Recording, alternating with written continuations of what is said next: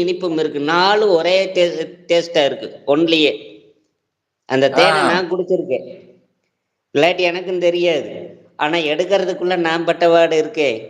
காது, மூக்கு எங்கெங்க கேப் கிடைக்குதோ அத்தனை பக்கம் போகும். மாதிரி தான் கிடைக்கும். அது கொடுக்கில்ல. வால் பகுதியில நாங்களும் நார்மலான நாங்களும் வண்டி ஓட்டல எந்த கேப் குடிக்க அந்த கேப்ல போகத்தான் செய்வோம். அப்ப அது கேப் கிடைச்சா அது போகத்தான் செய்யும். நீங்க தேனை போய் ஆட்டையை போட்டீங்கன்னா அது உங்க உள்ள போகத்தான் செய்யும். கேப் கிடைச்சா அது கேப்ல சிந்து படும், சந்துல சிந்து படும்.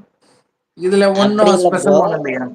இல்ல நான் சொல்றது, இப்போ நீங்க நார்மலான தேனீ கலைச்சிங்கன்னா அதோட வால் பகுதியில் இருக்கிற கொடுக்க வச்சு கடிச்சு, அது கடிச்சதுன்னா அது கிட்டத்தட்ட பார்த்தீங்கன்னா தற்கொலைப்படை மாதிரி வந்து கடிக்கிறதுங்கிறது ஒரு குறிப்பிட்ட தேன். அதாவது பாதுகாப்புக்குன்னு இருக்கிற காவலர் தேனீக்கள். தேனீலேயே நிறையா வேலை செய்யும். பார்த்தீங்கன்னா முதல்ல வந்து ராணி தேனீக்கு உணவு கொடுக்கறது ஒரு தேனீ வேலையாக வச்சுருக்கு.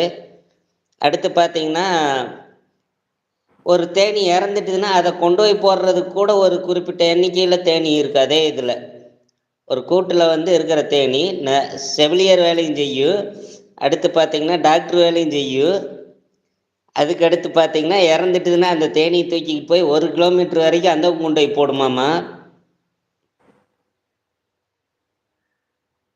நீ சாப்பிட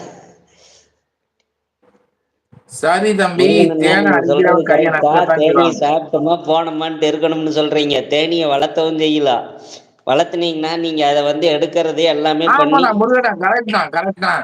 இது எதுக்கு இவ்வளவு கஷ்டப்பட்டு தேனை வாங்கினாம, நக்குனமா நக்குனமா போயிட்டே இருக்கணும். இதுக்கு ப்ரோ போய் அது என்ன 2000 என்ன பண்ணுது? இல்ல, நீங்க சொல்றதை நான் ஏத்துக்கிறேன். 1 லிட்டர் குறைஞ்சபட்சம் 600 ரூபாய்க்கு மேலதான் விற்கிறாங்க. தேன் வந்து 2 லிட்டர் தேன் இங்க நீங்க ஃபுல்லா 40 நாள்லயே இங்க எடுக்கலாம். ஃபுல்லா நல்லா பூ டூப்ளிகேட் தான் இருக்கும். நிறைய வருது. பூ டூப்ளிகேட் நிறைய நல்லா வருது. இருக்குல்ல. என்ன ப்ரோ? இங்கிட்ட ஃபுல்லா டூப்ளிகேட் நிறைய நிறைய வருது. சீனியை கலந்து விட்டுறாங்க தேன்ல. பாகு போட்டு தான் பண்றாங்க. நிறைய பேர் பாகத்தான் கொடுக்குறாங்க. சர்க்கரை பாகு தான் கொடுக்குறாங்க தேனுன்னு. ஒரிஜினல் தேனே வந்து 600ல இருந்து 1500 வரைக்கும் வாங்குறோம்.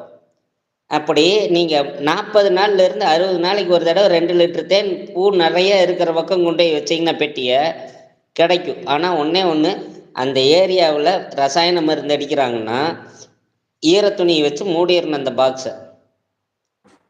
நான் ஒரு நாள் வீடியோ போடுறேனுங்க. தேனியோட பெட்டியை மட்டும் வீடியோவை எடுத்து போடுறேன். ஓப்பன் எல்லாம் பண்ண முடியாது, எங்களோடதெல்லாம் வேறவங்களுது. நான் வளர்த்தணும்னு போடுங்க ஆசைப்படுறேன். பட் எங்கள் வீட்டில் ஒத்துக்காதனால நான் கம்முன்னு இருக்கிறேன்னு. ஃப்யூச்சரில் நான் கண்டிப்பாக தேனீ வளர்ப்பும் பண்ணுவேன்.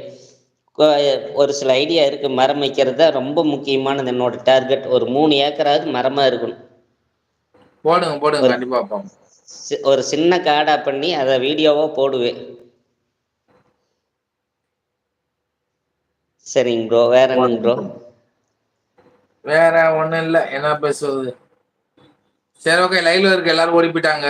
நல்ல விஷயம் பேசினா அப்படித்தான் ஓடுவாங்க. ஓடிட்டாங்க. சரிங்க ப்ரோ. இதை ஷார்ட்ஸாக கூட போடுங்க. தேனீ வளர்ப்பை பற்றி உங்களுக்கு தெரிஞ்ச பக்கம் போகிறீங்களா நிறைய பக்கம் ப்ரோ? அதை வீடியோவை போவேன் எடுத்து போவேன். போடுங்க. ஷார்ட்ஸாக போட்டோம்னா லைக் போடுவாங்க நிறைய பேர். இதை வந்து பார்க்குறவங்க ரொம்ப கம்மி தான். ம். அது அத உண்மை. போறதுக்கு நாளை வண்டி எடுத்து போட்டோம்னா ஆளு நிறைய பார்ப்பாங்க. ஆனால் ஒரே ஒரு இது ப்ரோ, இப்போ தேனீ வளர்த்தணும்னா முக்கியமானது, தேனீக்கள் அழிஞ்சதுன்னா நம்மளுக்கு உணவே கிடைக்காம போயிடும். தேனி அது எந்த எப்படி அளவுக்கு கிடைக்காம இருக்கோ அந்த போவோம்? அளவுக்கு தான் உணவு உற்பத்தி இருக்கு. ஓ, பூக்குள்ள போய் அது மகரந்த சேர்க்கை செய்யலைன்னா காய் வராது. ஆமாம் அப்படிதானே? ப்ரோ. இப்போ நீங்க கண்வெளி கிழங்குன்னு கேள்விப்பட்டிருக்கீங்களா? செங்காந்தாள் மலர் கண்வெளி கிழங்குன்னு. சரி ப்ரோ. அது இல்ல. பார்த்தீங்கன்னா அந்த செங்காந்தாள் மலருங்கிறது வந்து நம்மளுக்கு கேன்சர் இதுக்கெல்லாம் நிறைய இதுக்கு மருந்தா யூஸ் ஆகுது. கீரி வந்து பாம்பு வந்து கீரி கடிச்சிட்டுதுன்னா முதல்ல போய் சாப்பிட்றதா அந்த கிழங்குத்தான். கண்வெளி கிழங்கு, கலப்பை கிழங்குன்னு கூட சில பக்கம் சொல்றதா பார்த்துருக்கேன். அதுதான் வந்து பார்த்தீங்கன்னா நம்மளுக்கு நேராக சாப்பிட முடியாது. அது ப்ராசஸிங் பண்ணி நம்மளும் சாப்பிட்லாம். விஷப்பயிரானது தான்.